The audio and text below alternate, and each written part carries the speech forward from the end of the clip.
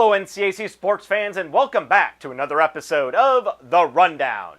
On this week's show, we'll break down NCAC basketball action and also look ahead to the 2017 NCAC Swimming and Diving Championships.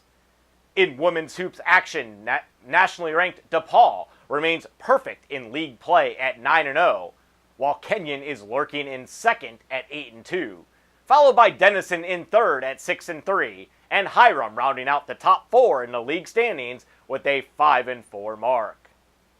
After helping her squad pull back to even in NCAC play at 5-5, Oberlin Junior forward Abby Andrews was named the NCAC Women's Basketball Player of the Week on Monday, January 23rd. The Ann Arbor, Michigan native opened her week with 4 points and 7 rebounds in a 66-52 win over Allegheny. She then cemented the weekly honor by scoring nearly half of the Yo Women's points in a 47-40 upset win over Denison on Saturday. Andrews posted game highs of 23 points and 8 rebounds against the Big Red, while also shooting a blistering 8 of 12 from the field and 7 of 8 from the free throw line. NCAC women's basketball teams return to the court this week with 7 total league games on the slate, led by Kenyon hosting Denison on Wednesday night and Ohio Wesleyan traveling to Oberlin on Saturday afternoon. And at the midway point of the 2016-17 NCAC men's basketball campaign, 10th-ranked Denison has continued its historic start with a 10-0 record against league foes and a 16-1 overall mark.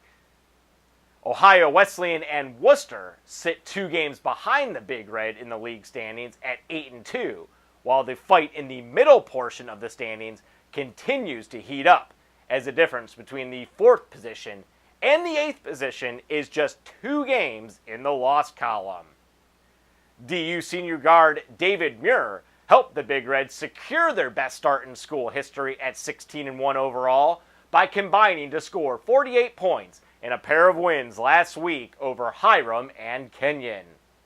Muir, who also hails from Granville, Ohio, paced the Big Red starting unit in both wins with 17 points in the 83-77 win over Hiram and a season-high 31 points in the 82-67 win over league rival Kenyon.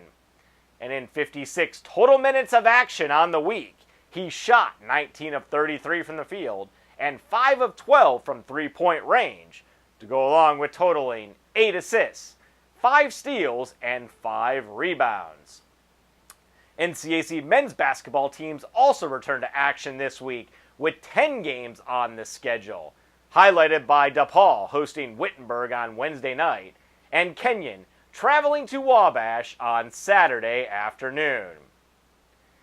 Finally, as we reach the end of the NCAC swimming and diving season, we want to remind the fans that the 2017 NCAC Swimming and Diving Championships are set for February 8th through the 11th at Denison's Trumbull Aquatic Center in Granville, Ohio.